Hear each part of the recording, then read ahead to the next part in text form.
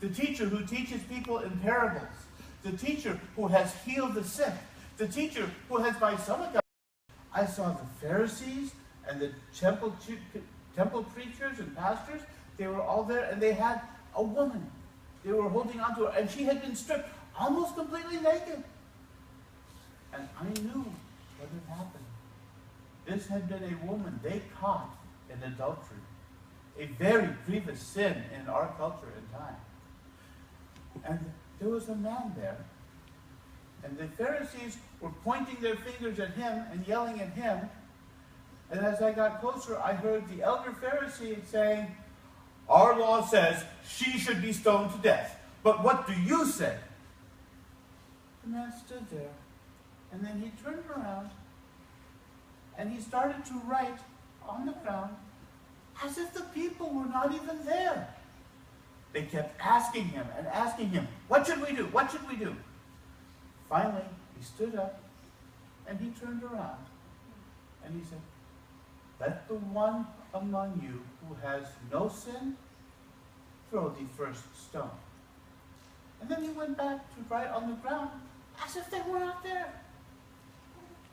The chief Pharisee, the leader, standing there with his stone in his hand, ready to carry out the death sentence against this woman, looked down at what the man was writing.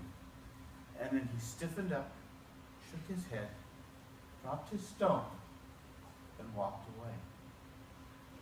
The priests looked down, and they dropped their stones, and they walked. And the people that were there with the stones, they looked, and they all walked away. And soon, the man was there, and the only one left was the woman.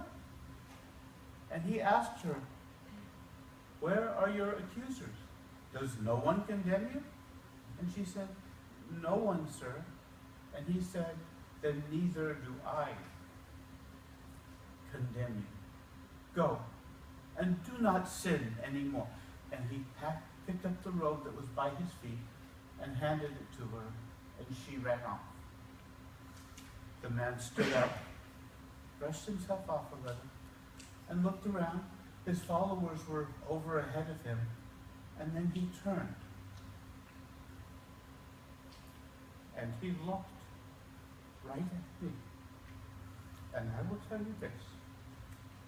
When he looked right at me, and he nodded, I saw and I knew that this man was the teacher, that this man was born in my stable. He was not born in Nazareth. He was born in my stable. He is the teacher, and he is Messiah. And I knew he was born in my barn. He was a baby who was full of peace and love, and he has grown to be a man who is full of peace and love. And I went back to my village, to Bethlehem, to tell all the people that came by that this is Messiah, but that he was born here in Bethlehem. He was not born in Nazareth. One thing that happens when you tell the people that come to your inn that you know that Messiah was born there, they will tell you things about Messiah. They will tell you things about this teacher. They will tell you things that he has taught and said. And this morning, I want to share with you one of the things that he taught. You see, he taught that there was a shepherd. And this shepherd had 100 sheep. And one of those sheep wandered off. And the shepherd went out to find the sheep. And when he found it, he picked it up and he carried it back home. And he cleaned it up and took care of it. And then he called all of his friends to come and celebrate with him because he found his lost sheep. And there was a woman. And this woman had 10 coins. And she lost one. And she got her broom, which was one big stick with a lot of little sticks tied around it. And she lit a little candle, and she swept, and she looked, and she hunted, and she found her lost coin. And she cleaned it up, and she put it back with the other ones. And then she called her friends and said, "Come and celebrate with me, because I have found my lost coin." There was a father who had 2 sons. I am a father.